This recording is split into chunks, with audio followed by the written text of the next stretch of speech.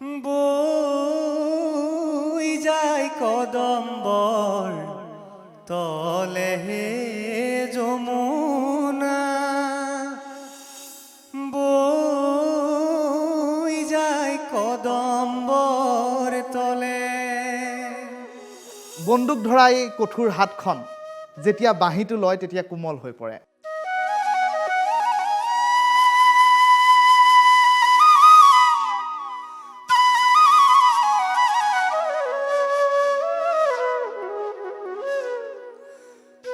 আমাক চব প্ৰভুৱে কৰাই আছে, আমি কোন হয়? তো আমি মোৰ বুলি ক'বলগীয়া বা খং কৰিবলগীয়া কাৰোবাৰ ওপৰত মোৰ কি অধিকাৰ আছে? কিন্তু এইটো নহয় যে মোক কোনোবাই মোৰ ভনী এজনী বা কাৰোবাক অপমান কৰি আছে, বলৎকাৰ কৰি আছে, মই চাই থকা বিধেও নহয় মানে। তেওঁ কাৰণে ভীষ্ম পিতামহে দ্ৰৌপদীক চাই আছিলে, সেই সময়ত যদি ভীষ্ম পিতামহে যদি সেই সময়ত মাত দিলে হয়, আজি তেখেতে বানৰ সজ্জাত শুবলগীয়া নহ'ল হয়। যমুনা বাঢ়িছে ফেনে ফুটুকাৰে কুলে নাৰায়ণক তুলিব সুদেৱে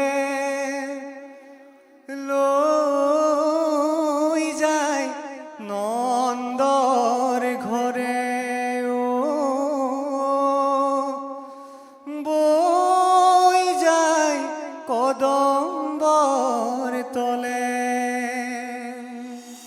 নমস্কাৰ প্ৰিয় দৰ্শক, টাইম 8ৰ বিশেষ অনুষ্ঠান পৰিধিৰ এটা নতুন খণ্ডৰ সৈতে মই ঋতুৰাজ মেধি আকৌ এবাৰ আপোনালোকৰ কাষ চাপিলোহি। প্ৰত্যেক দিনটোৰ দৰে আজিৰ দিনটোতো পৰিধিত আছে এনে এগৰাকী সমল ব্যক্তি, যিগৰাকী সমল ব্যক্তিৰ সৈতে আপোনালোক পৰিচয় হৈছে বহু পূৰ্বেই সামাজিক মাধ্যমৰ জৰিয়তে। আৰু আজিৰ দিনটোত এই পৰিধিৰ অতিথিৰ আসনত বহিছেহি ধৰ্মেন্দ্ৰ হাজৰিকা নামৰ এগৰাকী শিল্পী, যিগৰাকী শিল্পী একাধাৰে অসম আৰক্ষীৰ এগৰাকী জোৱান আৰু সমান্তৰালকৈ সংগীত আৰু বাদ্যটো তেওঁ পাৰ্গত। সেইগৰাকী ধৰ্মেন্দ্ৰ হাজৰিকাক প্ৰথমেই আমি আপোনালোকৰ সৈতে চিনাকি কৰাই দিছোঁ। ধৰ্মেন্দ্ৰ হাজৰিকা, প্ৰথমেই স্বাগতম জনাইছোঁ পৰিধিলৈ। নমস্কাৰ, সেৱা জনাইছোঁ প্ৰথম। ধন্যবাদ। হয়, আচলতে প্ৰথমটো প্ৰতিক্ৰিয়া আপোনাক দেখি মোৰ প্ৰথমটো প্ৰতিক্ৰিয়া এনে হয়, মোৰ মনৰ অনুভৱ আৰম্ভণিতে অনুষ্ঠানৰ প্ৰাৰম্ভণিতে আপোনাক জনাইছোঁ। যেতিয়াই আপোনাক দেখোঁ সামাজিক মাধ্যমৰ আপোনাৰ যিসমূহ পৃষ্ঠা আছে, সেই পৃষ্ঠাসমূহত যেতিয়াই মই আপোনাক দেখোঁ তেতিয়াই মোৰ মনলৈ প্ৰথমতে ভাৱ অহা প্ৰথমটো প্ৰতিক্ৰিয়া হৈছে যে খাকী পোছাকত আৱৰি সামৰি থোৱা এক সম্ভাৱনাপূৰ্ণ প্ৰতিভা হৈছে ধৰ্মেন্দ্ৰ হাজৰিকা। আপোনাৰ প্ৰতি মোৰ এয়া প্ৰথম প্ৰতিক্ৰিয়া। আৰু আজিৰ দিনটোত আপুনি আমাৰ পৰিধিৰ অতিথিৰ আসনত বহিছেহি, গতিকে অনুষ্ঠানটোৰ প্ৰাৰম্ভণিতে আমি আপোনাৰ পৰা অকণমান ভক্তিমূলক কিবা এটা শুনিম, বাঁহীয়েই হওক বা আপুনি যদি কিবা গায়।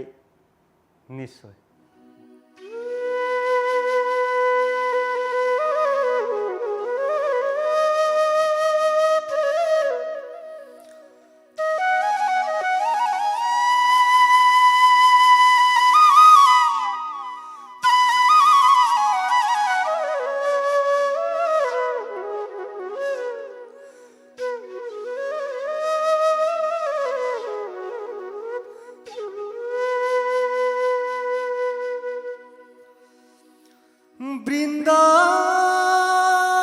বৃন্দাবনৰ মাজে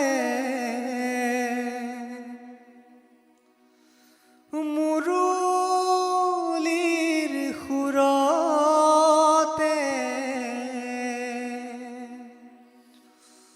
ফুলে পাহি মেলি আছে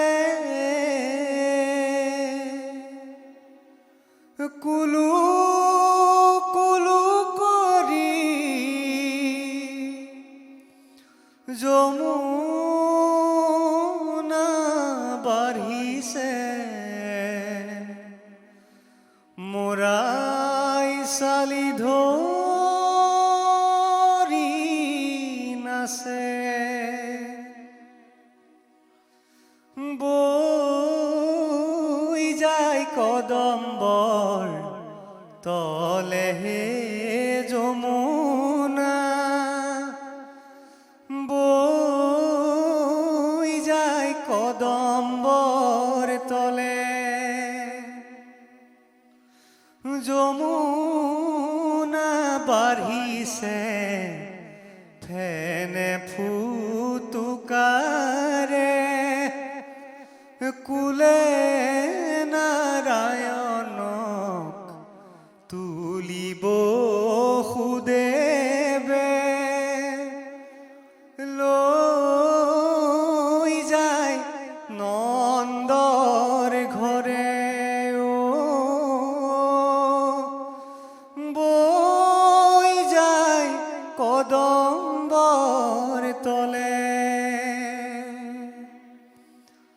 কংসৰ কাৰাগাৰে কান্দে আই দৈৱকী কান্দে আই দৈৱকী কৃষ্ণৰ মুখলৈ চাই।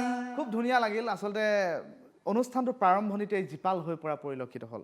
প্ৰথমটো প্ৰশ্ন মোৰ আপোনালৈ, বন্দুক ধৰা এই কঠোৰ হাতখন যেতিয়া বাঁহীটো লয় তেতিয়া কোমল হৈ পৰে, ইয়াৰ আঁৰৰ ৰহস্যটো কি? আমাৰ দৰ্শকসকলে অকণমান জানিব খুজিব।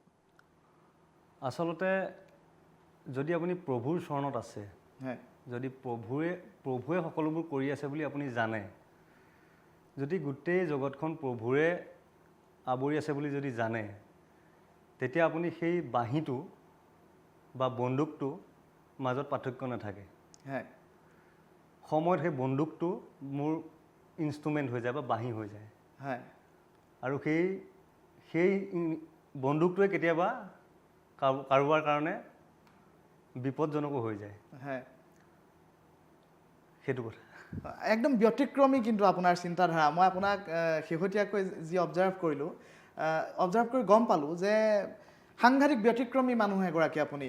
এহাতে যদি AK-47 আৰু আনহাতে আপুনি হাতত তুলি লৈছে মুৰুলী, আৰু মুৰুলীৰ সুৰেৰে মোহাচন্ন কৰি ৰাখিছে। আপোনাৰ এটা যথেষ্ট ফেন বেছ আছে। আপোনাৰ সামাজিক মাধ্যমৰ যিসমূহ আমি পৃষ্ঠা দেখিছোঁ, সেই পৃষ্ঠাসমূহত আপোনাৰ যথেষ্ট দৰ্শক আছে, আপোনাৰ যথেষ্ট অনুৰাগী আছে।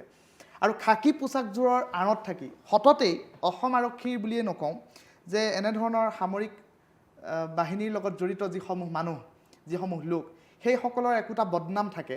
বদনাম বুলিয়ে কৈছোঁ মই, যে অসম আৰক্ষীত কাম কৰা মানুহ অকণমান হুটা গোটা হয়, ৰাফ এণ্ড টাফ কাৰবাৰ এটা থাকে তেওঁলোকৰ। কিন্তু ধৰ্মেন্দ্ৰ হাজৰিকা এই ক্ষেত্ৰত সাংঘাতিক ব্যতিক্ৰম। খুব সুকোমল এজন মানুহ। আৰক্ষী বুলি ক'লে খঙাল হ'বই লাগিব বুলি তেনে কোনো কথা নাই। তথাপিও ধৰ্মেন্দ্ৰ হাজৰিকা যেন আৰক্ষীৰ পোচাকত খুব সাংঘাতিক সুকোমল এজন মানুহ। আচলতে মই নহয় কোনো, মোক চব আমাক চব প্ৰভুৱে কৰাই আছে। আমি কোন হয়? তো আমি মোৰ বুলি ক'বলগীয়া বা খং কৰিবলগীয়া কাৰোবাৰ ওপৰত মোৰ কি অধিকাৰ আছে? মোক কাৰোবাৰ প্ৰতি হিংসা কৰিবলগীয়া মোৰ কোনো অধিকাৰ নাই। কাৰণ মই এটা জীৱ বা মই এটা বস্তু যদি মই সৃষ্টি কৰিব নোৱাৰোঁ, তাক হত্যা কৰিবলৈ মোৰ মানে ক্ষমতা নাই। কিন্তু এইটো নহয় যে মোক কোনোবাই ধৰক কোনোবাই মোৰ ভনী এজনী বা কাৰোবাক অপমান কৰি আছে, বলৎকাৰ কৰি আছে, মই চাই থকা বিধেও নহয়। মানে ভীষ্ম পিতামহা নিচিনা মই সময়ত ধৰ্মেন্দ্ৰ হাজৰিকাই AK-47 ল'ব, সময়ত বাঁহীও ল'ব। একদম সত্য। দেশখন ৰক্ষা কৰিবলৈ যিহেতু সোমাইছোঁ, তেওঁ কাৰণে ভীষ্ম পিতামহে দ্ৰৌপদীক চাই আছিলে। সেই সময়ত যদি ভীষ্ম পিতামহে যদি সেই সময়ত মাত দিলে হয়, আজি তেখেতে বানৰ সজ্জাত শুবলগীয়া নহ'ল হয়। সজ্জাত শুবলগীয়া নহ'ল হয়। খুব খুব তত্ত্বগধুৰ কথা এটা ক'লে আপুনি। কিবা এভাগ যদি আৰু শুনিব পৰা যায়। নিশ্চয়। আচলতে মোৰ অতি প্ৰিয় মঞ্জুস্না মহন্ত বাইদেউৰ এটি গীত মই চেষ্টা কৰোঁ। শেৱালি সৰে পুৱতি কন্দুৱাই, সপোন মৰহি মৰে পোহৰ হেৰুৱাই। নিশাৰ শেৱালি সৰে পুৱতি কন্দুৱাই, সপোন মৰহি মৰে পোহৰ হেৰুৱাই। নিশাৰ শেৱালি সৰে দুবৰি বনৰ দলিচা দুটি ফুল এটি পাত, দুবৰি বনৰ দলিচাত দুটি ফুল এটি পাত, চকুত নপৰে কাৰো হাত, এৰি অহা সিপাৰত কাৰোবাৰ চেনেহত, এৰি অহা সিপাৰৰ কাৰোবাৰ চেনেহত চিনা জিনাই একো নাই, চিনা জিনাই একো নাই। নিশাৰ শেৱালি সৰে পুৱতি কন্দুৱাই, সপোন মৰহি মৰে পোহৰ হেৰুৱাই, নিশাৰ শেৱালি সৰে। খুব সুন্দৰ, আচলতে খুব ভাল লাগিল। খুব এটা পুৰণি গীত, মঞ্জুস্না মহন্ত বাইদেউৰ খুব এটা পুৰণি গীত, মোৰ যথেষ্ট প্ৰিয় এই গীতটি। আৰু আপোনাৰ মুখত, আপোনাৰ কণ্ঠত আমি বহুত দিনৰ মূৰত এই গীতবিলাক বহুত অধ্যয়ন কৰিব লাগে। ভাল লগা গীতবিলাক মানে গাই ভাল পাওঁ। ভুল হৈছে ইয়াত, মই নিজে গম পাইছোঁ, কিন্তু হ'লেও চেষ্টা কৰিছোঁ। চৰ্চা এটা চলি আছে। হয় হয়। তাৰ মাজতে যদি মই সোধোঁ, অসম আৰক্ষীত কৰ্মৰত বহু লোক আছে, বহু জোৱান আছে, বহু বিষয়া আছে। অসম আৰক্ষীত কৰ্মৰত বা অন্যান্য কৰ্মসংস্থাপনত কৰ্মৰত যিসকল লোক আছে, তেখেতসকলে যেতিয়া বন্ধ পায়, তেখেতসকলে যেতিয়া সপ্তাহটোৰ মূৰত এদিন বন্ধ পায়, সেই বন্ধৰ দিনটোত পৰিয়ালৰ লগত কটাবলৈ খোজে বা ক'ৰবাত পিকনিক খাবলৈ যায়, ক'ৰবাত ফুৰিবলৈ যায়, তেনেধৰণৰ এইটো সহজাত অভিব্যক্তি বা সহজাত প্ৰবৃত্তি। কিন্তু ধৰ্মেন্দ্ৰ হাজৰিকা এই ক্ষেত্ৰত ব্যতিক্ৰম বুলি আমি শুনিছোঁ। যদিহে ধৰ্মেন্দ্ৰ হাজৰিকাই সপ্তাহৰ মূৰত এদিন বন্ধ পায় বা উইক অফ পায়, তেতিয়া ধৰ্মেন্দ্ৰ হাজৰিকাই ক'ৰবাত ভাগৱত পঢ়িবলৈ যায়, ক'ৰবাত ভাগৱত পাঠ কৰিবলৈ যায়, ক'ৰবাত হৰিনাম কীৰ্তন কৰিবলৈ যায়। এইটো কিমান দূৰ সত্য? সত্য, গোটেইখিনিয়ে সত্য। আপুনি সত্য কথাই শুনিছে, য'ত শুনিছে। আচলতে সেইটোৱে, প্ৰভুৰ কৰ্মবিলাক কৰি ভাল পাওঁ, লগতে ঘৰৰ পৰিয়ালটো লাগিবই। ঘৰৰ পৰিয়ালৰ কথা চিন্তা কৰিবই লাগিব, যিহেতু সাংসাৰিক জীৱন এটাত আমি আছোঁ। তো সেইকাৰণে আচলতে পৰিয়ালৰ কথা, পৰিয়ালৰ সংসাৰ চলাই পেলাই ভক্তি কৰাটোহে আচল ভক্তি। আপুনি সন্ন্যাস হৈ ক'ৰবাত গৈ আপুনি প্ৰভুক পাবৰ কাৰণে সন্ন্যাস হৈ যাবৰ কোনো প্ৰয়োজনে নাই। হয়। আমি যিমান দূৰ অধ্যয়ন কৰিছোঁ আপোনাৰ বিষয়ে, আমি এই অনুষ্ঠানটো সম্প্ৰচাৰ কৰাৰ পূৰ্বে, আপোনাক ইয়ালৈ নিমন্ত্ৰণ কৰাৰ পূৰ্বে আপোনাৰ সম্বন্ধে কিছু কথা আমি জানিবলগীয়া হয়। আৰু আমাৰ পৰিধিৰ এই অনুষ্ঠানটোৰ এটা বৈশিষ্ট্য হৈছে যে কোনো কাহানিও কেতিয়াও কোনো অনুষ্ঠানত আপুনি নোকোৱা কথা ইয়াত যাতে আমি উলিয়াব পাৰোঁ, তাৰ বাবে এটা প্ৰচেষ্টা থাকে, তাৰ বাবেও আমাৰ এক সংগ্ৰাম থাকে। আমি যিমান দূৰ আপোনাৰ সন্দৰ্ভত অধ্যয়ন কৰিলোঁ, সেই অধ্যয়নৰ পৰা আমি জানিছোঁ আপুনি সম্পূৰ্ণ এগৰাকী শাকাহাৰী মানুহ। মাছ, মাংস আৰু অন্যান্য ব্যঞ্জন আপুনি ভক্ষণ নকৰে, আপুনি পিঁয়াজ আৰু নহৰু সেৱন নকৰে। যিহেতু আপুনি অসম আৰক্ষীৰ লগত জড়িত এগৰাকী ব্যক্তি, আপুনি পাহাৰে ভৈয়ামে যাবলগীয়া হয়, তেতিয়া আপোনাৰ অসুবিধা নহয়নে? বৰ্তমানলৈকে একো অসুবিধা হোৱা নাই। হ'লে প্ৰভুৱে কৰিব, যি কৰে। মই কোন কৰিবলৈ? খাব খোৱালে খাম, নিদিলে নাখাওঁ। অত্যন্ত আধ্যাত্মিক ঈশ্বৰ বিশ্বাসী মানুহ ধৰ্মেন্দ্ৰ হাজৰিকা, আৰু যাৰ বাবে ঈশ্বৰ গুণানুকীৰ্তনত জড়িত হৈ থাকে। আৰু অসম আৰক্ষীক আপুনি সমৃদ্ধ কৰি আছে বুলিও আমি ভাবোঁ, আমি অনুভৱ কৰোঁ ব্যক্তিগতভাৱে যে অসম আৰক্ষীত এনেধৰণৰ শিল্পীৰো স্থান আছে, এনেধৰণৰ শিল্পীয়েও সমৃদ্ধ কৰি ৰাখিছে অসম আৰক্ষীক, যি মুহূৰ্তৰ ভিতৰতে বাঁহীটোৱে বজাই দিব পাৰে, মুহূৰ্তৰ ভিতৰতে ঢোলটোৱে বজাই দিব পাৰে, মুহূৰ্তৰ ভিতৰতে গীত এটিও গাই দিব পাৰে। যদি দেশভক্তিমূলক কিবা এটি অকণমান গুণগুণাই দিব পাৰে। হয়, নিশ্চয় মই চেষ্টা কৰিম। যিহেতু আপুনি অসম আৰক্ষীক সমৃদ্ধ কৰা, অসম আৰক্ষীৰ পোচাকযোৰ পিন্ধি আহিছে, যে দেশভক্তিমূলক যদিহে কিবা অকণমান, যদি আপুনি সুবিধা হয়, আপোনাৰ সুবিধা হয়, আমি অকণমান নিশ্চয় মই চেষ্টা কৰিম। নিশ্চয়। जहाँ दाल दाल पर सोने की चिड़िया करती है बसेरा, वो भारत देश है मेरा, वो भारत देश है मेरा।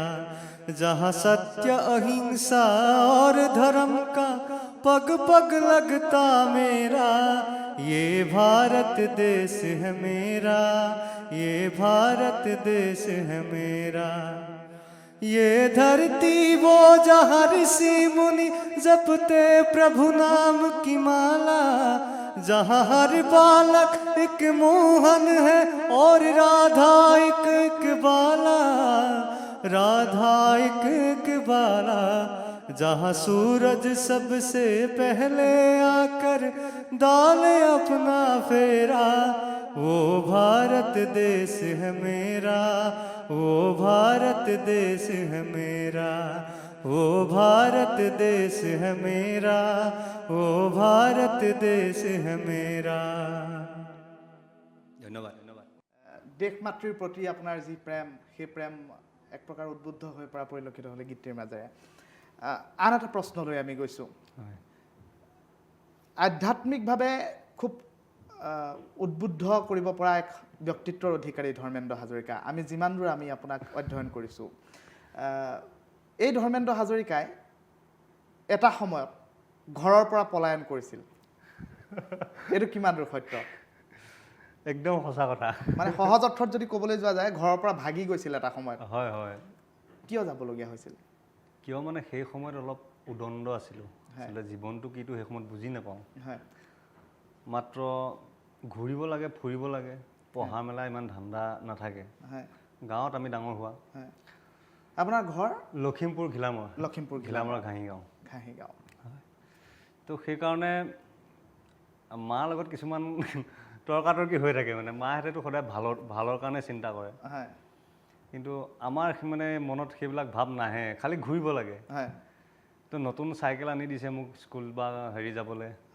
স্কুল যাবলৈ কলেজ যাবলৈ তো মানে মেট্ৰিক পাছ কৰি পেলাই তাৰপিছত কি কৰিলোঁ চাইকেলখন লৈ পেলাই গুচি গ'লোগৈ বেগ এটা লৈ এইফালে গোগামুখ ঘিলামৰাৰ পৰা গোগামুখ আহিলোঁ গোগামুখৰ পৰা ধেমাজি গুচি গ'লোঁ ধেমাজিত মোক মানে ল'ৰালি কালৰ এজন বন্ধু আছিল তাৰ ঘৰ টিহু সি আছিলে তাত মই তাক ফোন কৰিলোঁ ফোন কৰি পেলাই তাক লগ কৰিলোঁ সি এটা মোক বেকাৰীত ভৰাই দিলে বেকাৰী যে বিস্কুট ফেক্টৰী তো তাত সোমাই পেলাই কাম কৰিলোঁ তাৰপৰা সেই বিস্কুট বনালোঁ 7 মাহ নে 6 মাহ কিবা এটা আছিলে পাহৰিলোঁ তেতিয়ালৈকে ঘৰত গম নাপায় বা আপোনাক বিচাৰ খোচাৰো আৰম্ভ কৰা নাই নে সেয়া মই গম নাপাওঁ আপুনি আচলতে লগ দিব খোজা নাই মই আঁতৰি গ'লোঁ মানে অলপ আঁতৰি গুচি গ'লোঁ তাৰপিছত তাতে বিস্কুট বনাবলৈও শিকিলোঁ তাৰ মানে কেৱল বাঁহীয়ে নবজায় ধৰ্মেন্দ্ৰ হাজৰিকাই বিস্কুটো বনায় নাই এনেকুৱা নহয় মই আচলতে যোগালীয়ে ন আমাকতো বিস্কুট বা এইবিলাক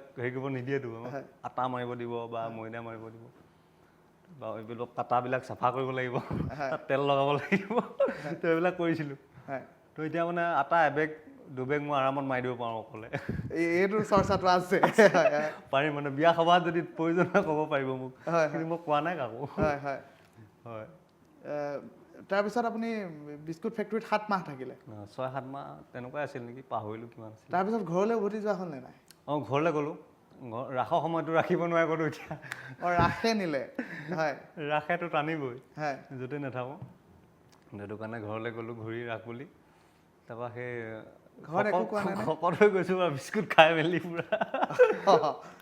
পুৰা শকত হৈ গৈছোঁ মানুহে মানে ভাল পাইছে ধৰ্মেন্দ্ৰ শকত হৈ আহিলি যে ইমান সুধিছে পুৰা বিস্কুট খাইছে আৰু মানে বিস্কুট খাই অত্যন্ত মই মানে এটা ডেক্সিত অকলে চাহ বনাই লওঁ মায়ে মানে গালি পাই মোক মানে তত নাপায় এটা ডেক্সিত অকলে চাহ এফালে বিস্কুট এপাকেট বিস্কুট মোৰ পৰা থৈ মানে শান্তি নাপায় ক'তো চব খাই দেউতাই মানে খঙতে এবাৰ এটা কাৰ্টন আনি দিলে খাওঁ কিমান খাওঁ বুলি আৰু সেই ধৰ্মেন্দ্ৰ হাজৰিকা বিস্কুটৰ কাৰখানাতে বহি আহিছে গতিকে শকত হৈ অহাটো স্বাভাৱিক বহুত খালোঁ আপুনি 7 মাহে কিয় নাই প্ৰশ্ন কৰা নাই নে ঘৰত কৰিছিলে মায়েতো অনবৰত গালি পাৰি থাকে ভালৰ কাৰণে কয় মই কৈছোঁ তো পাহৰি গ'লোঁ আৰু কি গালি পাৰিছিলে পাহৰিলোঁ নে মনত নাই সেই উদণ্ড ধৰ্মেন্দ্ৰ হাজৰিকা আজি এগৰাকী শান্ত সমাহিত কৃষ্ণ ভক্ত হয় আৰু সেই উদণ্ড ধৰ্মেন্দ্ৰ হাজৰিকাই আজি এহাতে AK-47 লয় আনহাতে বাঁহীটো তুলি লয় আৰু সমগ্ৰ শ্ৰোতা দৰ্শকক মোহাচন্ন কৰি ৰাখে ধৰ্মেন্দ্ৰ হাজৰিকাই একাধাৰে কেৱল বাঁহী বাদকেই নহয়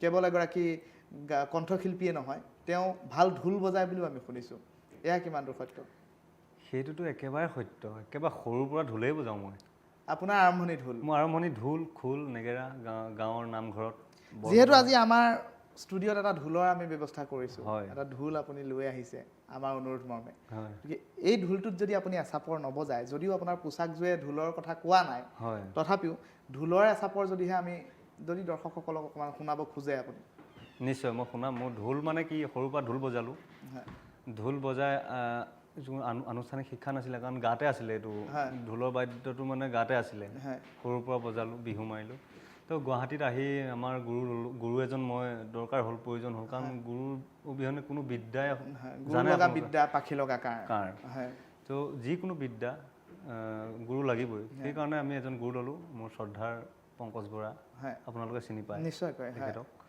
তো সেইজন মোৰ ঢোলৰ গুৰু তো তেখেতৰ মানে আশীৰ্বাদ হিৰত লৈ মই এখন উজাৰ লাগ সৰুকে চুটিকে মই অকণমান বজাই দিম। নিশ্চয়কৈ খুব চমুকৈ। হয়।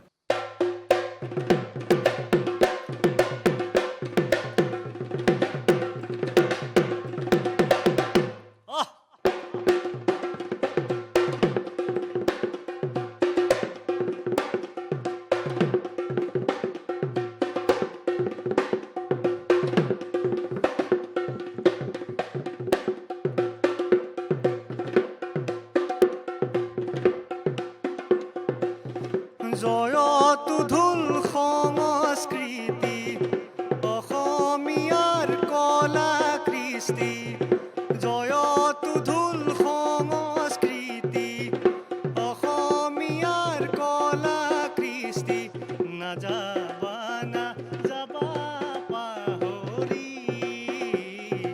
নাযাবা নাযাবা পাহৰি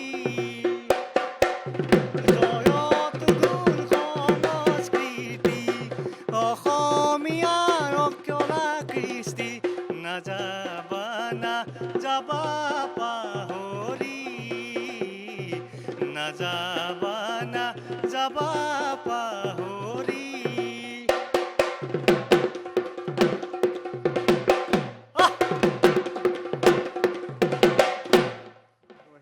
বঢ়িয়া ধন্যবাদ।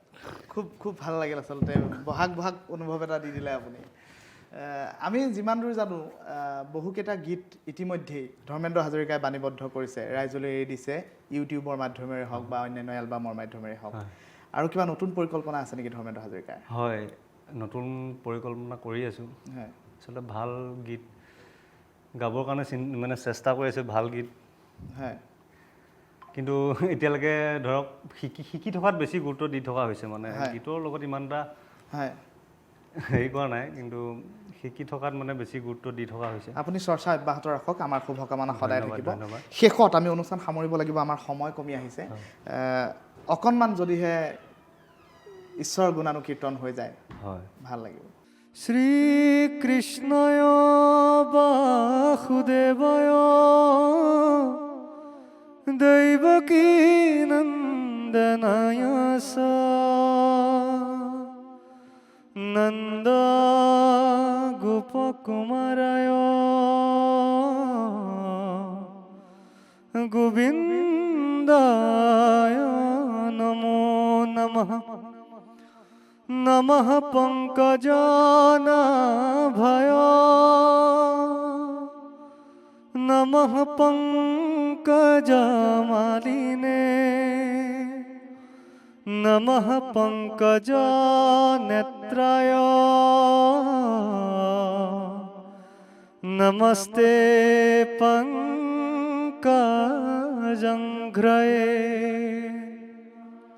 জয় শ্রীকৃষ্ণ। খুব জীপাল হৈ পৰিল আচলতে অনুষ্ঠানটো। অসম আৰক্ষীৰ এগৰাকী সুৰীয়া জোৱান হৈ থাকক ধৰ্মেন্দ্ৰ হাজৰিকা, অসম আৰক্ষীক সমৃদ্ধ কৰি ৰাখক।